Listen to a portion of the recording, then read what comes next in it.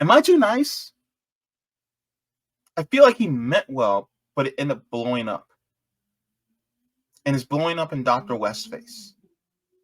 Now, a lot of us who are politically astute would say that, you know, yes, this is terrible and all that, right?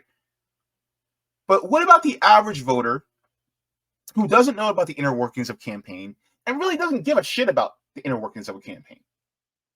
What about the people who are just out there in the street who want something different than duopoly that really don't care?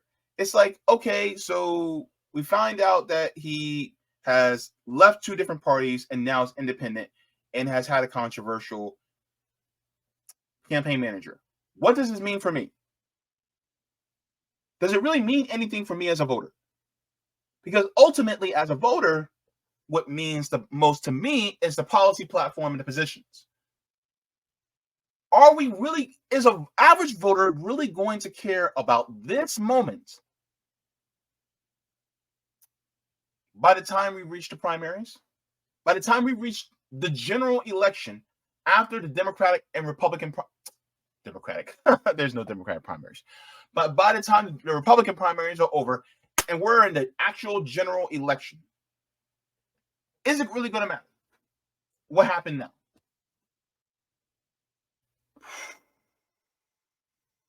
All right, I got some thoughts.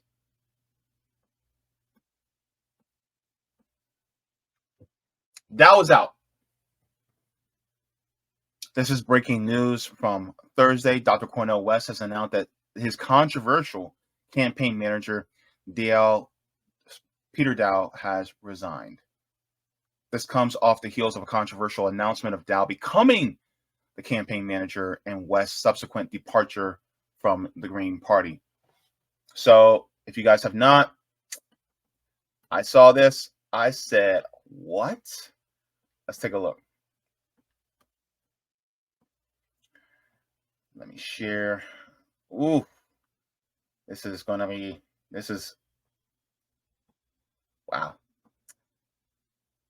So this is from Dr. Cornel West. He says, I am very sorry about the resignation of Brother Peter Daou based on his health. I sincerely pray for him and his precious family and thank him for his service to my campaign. First of all, let me ask you this. Peter Daou came in 2 months ago, less than 2 months ago. It just feels like he just got there, right? And now he's out. Does this seem fishy at all to any of you guys, or is this more? It's just a circumstance thing.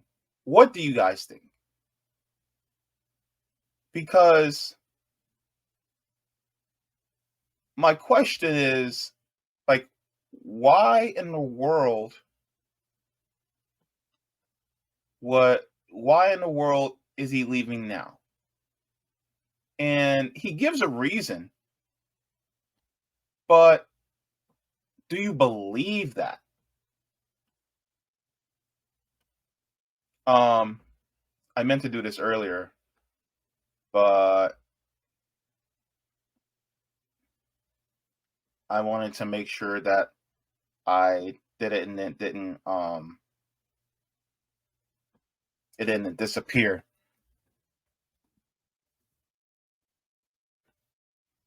All right. So I just put up a poll.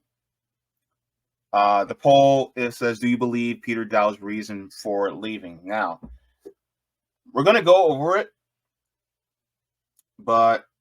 and then I will share with you guys, you know, my thoughts. But this seems, I don't know. It feels feels kind of convenient or inconvenient. But he says, thanks, brother West. Peter Daou says, I'm so tired of human violence and brutality. I'm so tired of the U.S. enabling and supporting it. He says, my PTSD from growing up in Beirut under constant bombardment is being triggered in a big way by this genocide. I'm going to take time off and pray on everything. Says, in rubble of Gaza, a desperate search for survivors, right? So here's the thing, though. I simply cannot dictate what it's like to have PTSD due to war. I don't know what that's like. So I can't delegitimize his feelings like that. One thing I will say, though, is that there's always a chance of stuff like this coming up as a campaign manager. My question is, why take the job in the first place if you know stuff like this may come up internationally?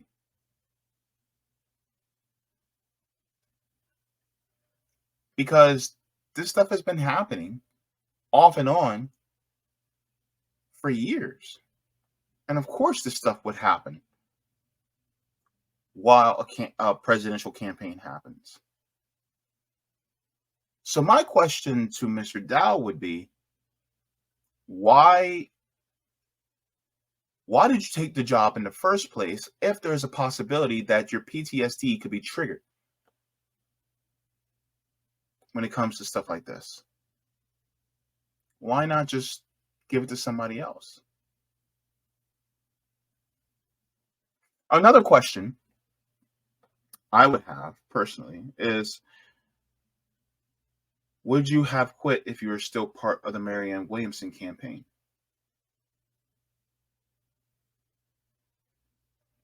I don't know the answer to these questions, but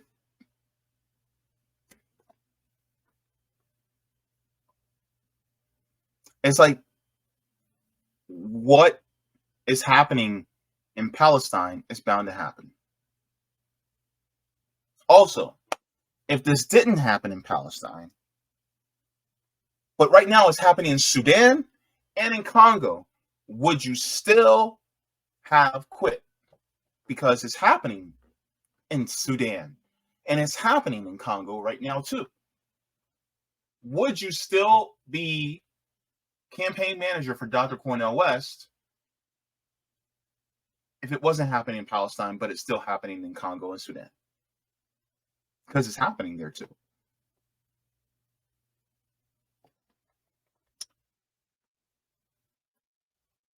There was a lot of people that were very disappointed because of the history of Peter Daou. And a lot of people were just iffy or looked at Peter Daou with a side eye, given the history of how he was very zealous going against a lot of people who were against people like Hillary Clinton. You remember, he was an aide to Hillary Clinton. Unfortunately for a lot of us, especially a lot of us who were part of the wave that Bernie Sanders had, a lot of us were against Hillary Clinton. And so people like Peter Daou went against a lot of us simply because we saw Hillary Clinton for what she was. And so this rubbed people the wrong way. Here's what Peter Daou had to say in response to his leaving. It says, truth. To armchair Twitter quarterbacks who keep questioning my motives, here's a reality check. He said, I saved Cornel West's campaign and Marianne Williamson's, for that matter, from financial insolvency and complete internal disarray. let me ask this question really quick.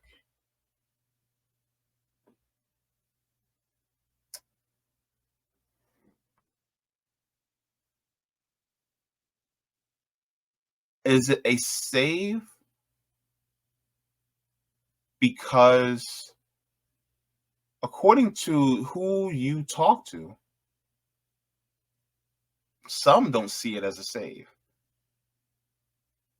Like, for instance, the ballot access. People like Dr. Cornel West are now in a more disadvantaged position because now he has to get ballot access.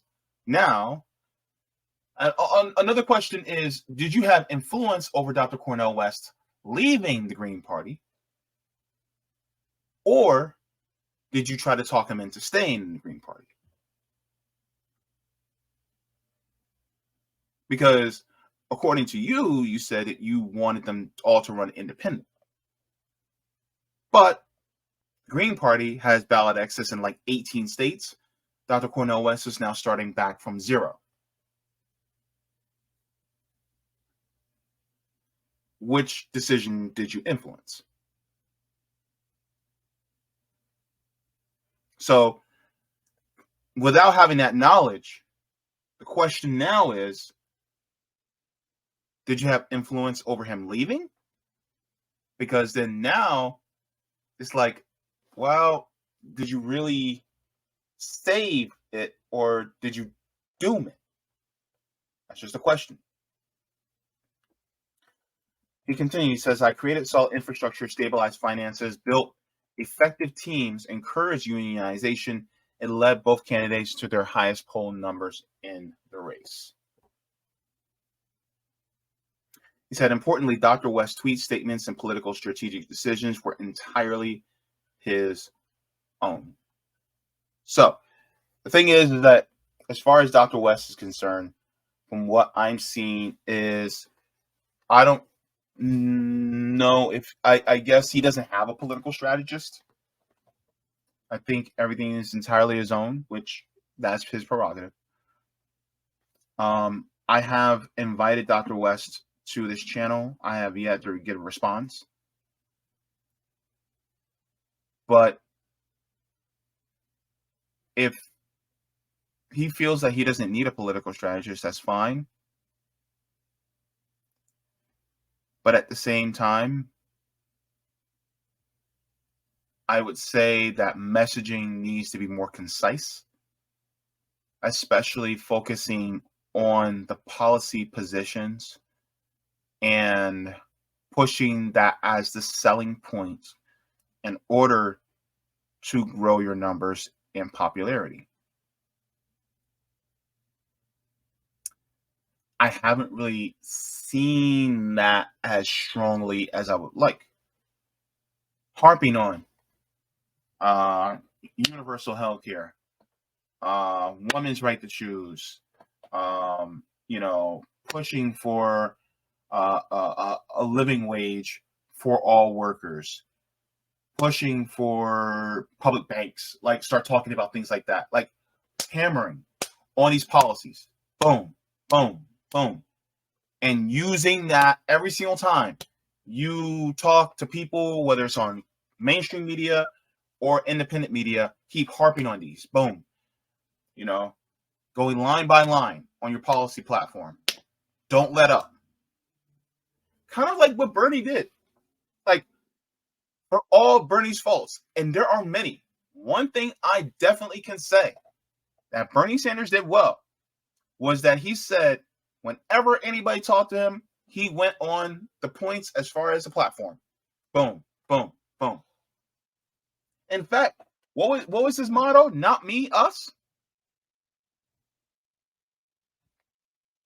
That's another thing I would say is you need a catchphrase, right? Just as what love looks like in public, that's a good one, right? But something that really just chimes off the ear, just, But I honestly do think that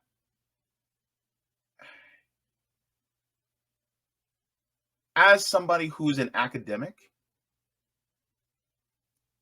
I think some condensation in the messaging needs to take place. But that's kind of drifting off. I'm drifting off on a tangent here.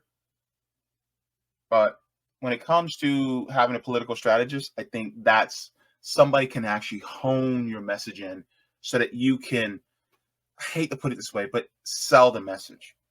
And yes, a campaign manager is somebody that keeps the campaign in line, but honestly would encourage a political strategist as well.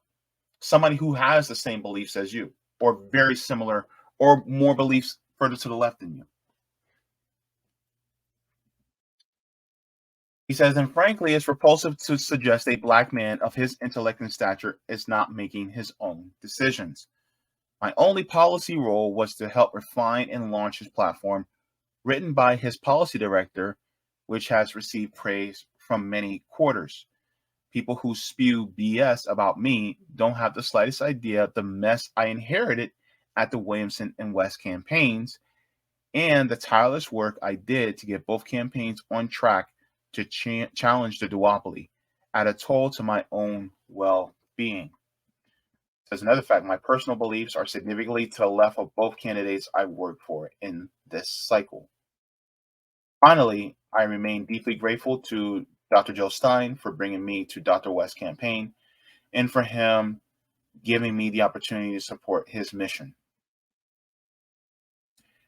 He continues, he says, I spent this cycle doing everything politically possible to mount credible challenges to the ruthless ruling parties. I communicated with every non-GOP challenger, encouraged RFK Jr. to run as an independent, and relentlessly called on genocide-enabling Joe Biden to step down.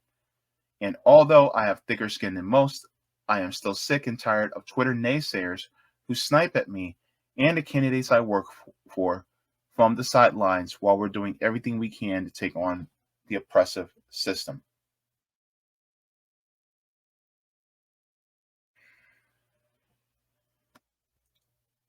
Do you believe him?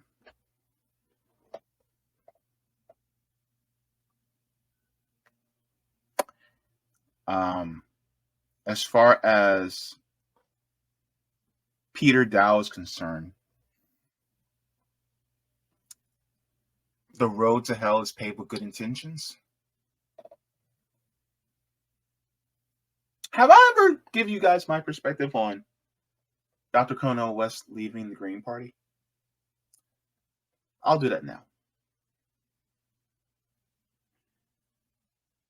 I think that this makes his campaign appear sloppy.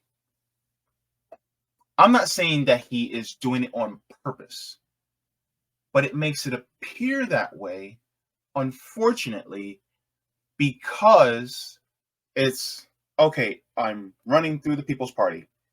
That happened. Then he left the People's Party and then joined the Green Party. As he's in the Green Party, then he employs Peter Daou. Controversial. Peter Daou comes in. After Peter Daou comes in, then he soon leaves the Green Party. Now he's running independent, does not have ballot access in any state whatsoever. Then on top of it, now Peter Daou leaves. And Peter Daou was once part of the Marianne Williamson campaign. And it feels like, well, I want to try this out. I want to try that out. I want to try this out. Try that out. And it's like,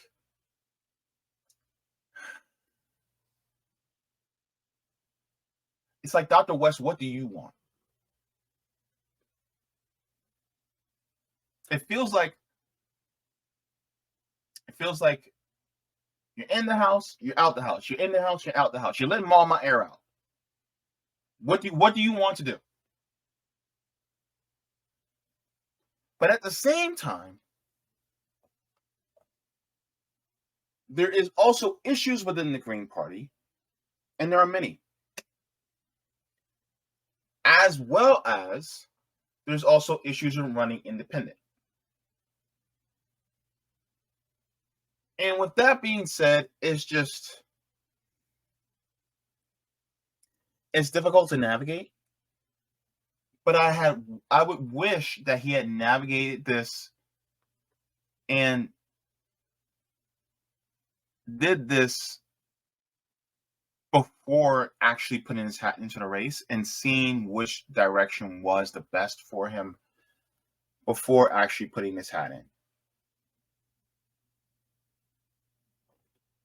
Hindsight's always 20/20. And some people will look at somebody like Peter Daou and say, well, he did this on purpose. Maybe I'm a little bit naive in thinking he meant well. Am I too nice? I feel like he meant well, but it ended up blowing up. And it's blowing up in Dr. West's face. Now, a lot of us who are politically astute would say that, yes, this is terrible and all that, right? But what about the average voter who doesn't know about the inner workings of campaign and really doesn't give a shit about the inner workings of a campaign?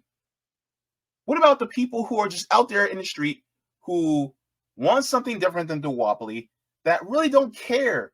It's like, okay, so we find out that he has left 2 different parties and now is independent and has had a controversial campaign manager. What does this mean for me? Does it really mean anything for me as a voter? Because ultimately, as a voter, what means the most to me is the policy platform and the positions. Is an average voter really going to care about this moment by the time we reach the primaries? By the time we reach the general election after the Democratic and Republican there's no Democratic primaries. But by the time the Republican primaries are over and we're in the actual general election, is it really going to matter? What happened now? Question is, how far and how deep of a message is Dr. West really going to get by the time we reach May, June of next year? By May or June of next year, is he going to have as much notoriety and are many people going to know that he's actually running for president? Are many people going to be aware of his policy platform? And the thing is it's not like they're shielding Dr. West from being on mainstream media. He's being invited on. He's talking about his presidential election. Or at least he should be. He's being brought on to talk about different subjects. If I were him, I'd keep curtailing it back to, yes, and this is why I'm running, and these are the policies that I am for. And just keep harping on him. But is he?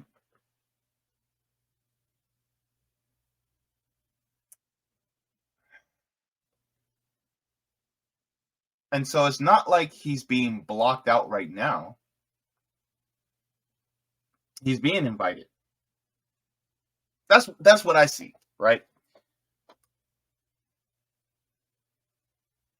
I just think that Dr. West, if he really, I think there needs to be a more focused and centered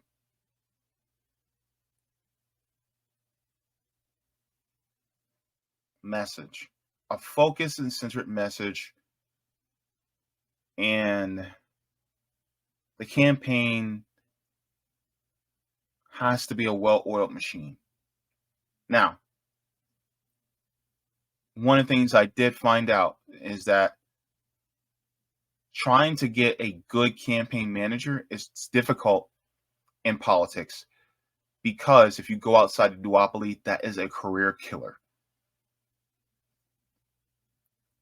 So that's one of the things as well. So for Peter Daou to leave, who's going to be running the campaign now? Who's going to be running the operations of the campaign? It's going to make it tougher.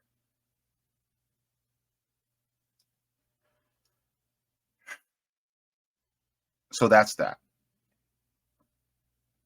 But ultimately, what is Dr. West trying to do? He's saying he's trying to create a movement. But that movement cannot be truly expanded upon without a cohesive message.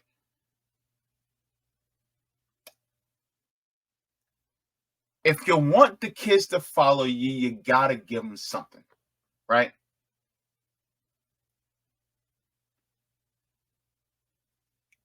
It's just like,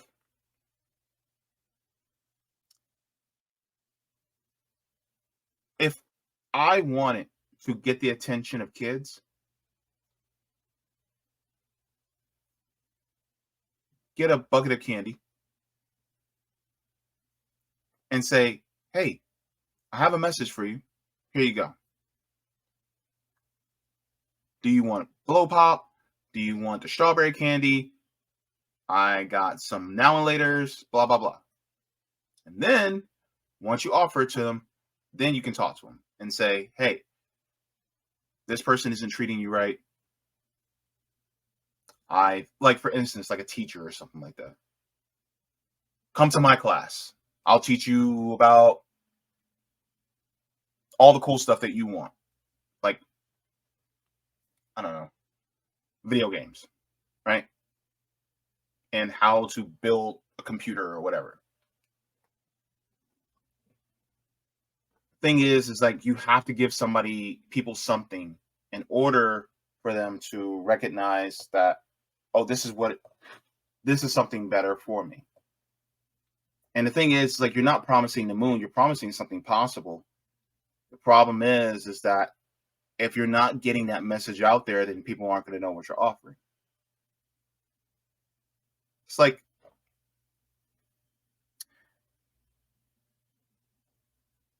It's like giving food to somebody that's suffering from hunger.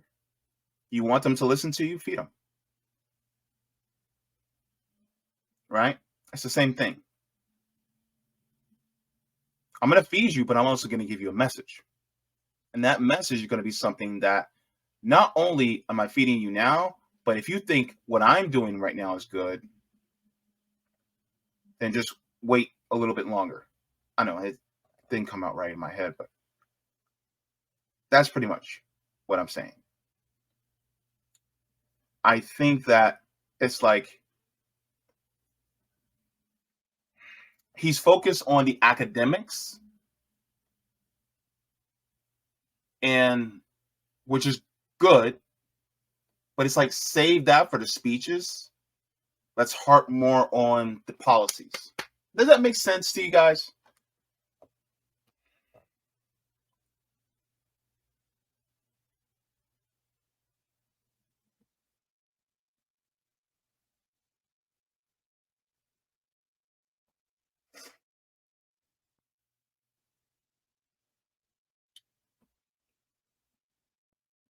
Let me go here.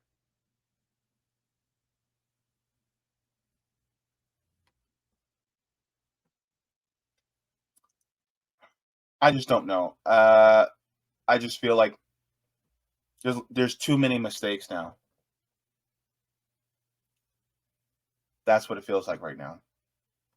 There's way too many mistakes. But I as far as people like Dr. West, I feel like his policies, Claudia De La Cruz and Jasmine Sherman, their policies, for the most part, are pretty solid. Ultimately, I'm going to use those policies as a way to start a conversation with people so that we can build class consciousness. But if he really wants to start a movement, he has to harp on the policies so that he says, even if I don't win, we're going to continue and push for these amazing things that we should have as a movement from the ground up, even if I'm not president.